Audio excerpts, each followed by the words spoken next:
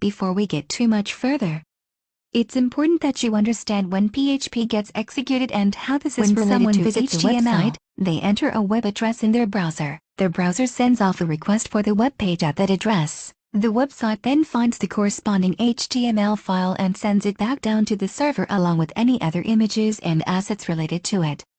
The browser then gets and does the work to transform it into a beautiful web page. The technical term to describe this relationship between the web browser and the website is client-server, and the website playing the part of server. Because the work to process HTML code gets done in the client, HTML is known as client-side language. PHP, however, is a server-side language. The server does the work to process PHP code. When the browser requests a PHP file, the browser does not download the PHP code. In the context of a web page, first runs the code first. To think of PHP as a language that generates HTML. The server runs the code, generates HTML, and sends the resulting HTML back down to the browser.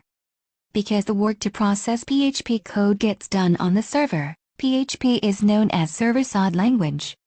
Let's look at a code example that demonstrates how PHP and this HTML works together. I have my PHP code here that displays the name of our website. On a real web page, this would be the top-level heading. I have my PHP code here that displays Hello World.